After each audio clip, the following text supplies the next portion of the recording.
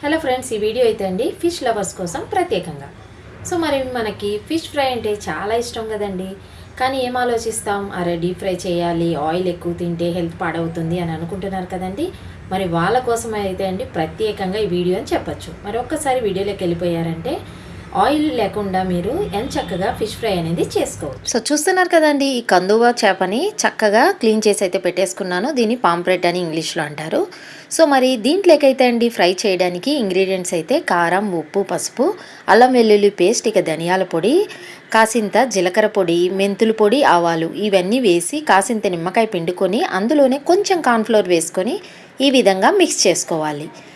బాగా మిక్స్ చేశాక మనం ముందుగా శుభ్రం చేసుకున్న ఈ చేప ముక్కల్ని తీసుకొని ఈ పేస్ట్లో వేసుకొని బాగా చేపకు అయ్యేలాగా మనము కలుపుకోవాలండి.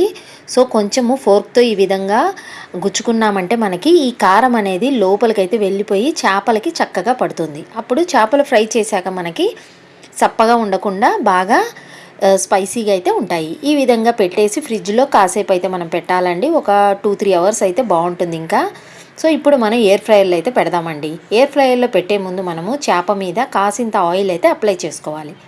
ఇక ఎయిర్ ఫ్రైయర్లో ఉన్న ఫిష్ని సెలెక్ట్ చేసి 200 డిగ్రీస్ దగ్గర టైమింగ్ అయితే ఆటోమేటిక్గా ఉంటుందండి. అది సెట్ చేసి ఫ్రై చేసామంటే ఇక మధ్యలో అయితే అండి మనము బయటికి తీసి ఒకసారి చేపల్ని తిప్పుకోవాలండి. తిప్పుకొని మళ్ళీ పెట్టామంటే మనకి ఇక కాసేపట్లో ఫిష్ ఫ్రై అయితే రెడీ అయిపోతుంది. చూస్తున్నారు కదండి, ఆయిల్ ఫ్రీ ఫిష్ ఫ్రై ఎంత చక్కగా ఉందో, చాలా టేస్టీగా కూడా ఉంటుంది. మీరు కూడా ఒకసారి ఎయిర్ ఫ్రైయర్లో అయితే ట్రై చేసి చూడండి.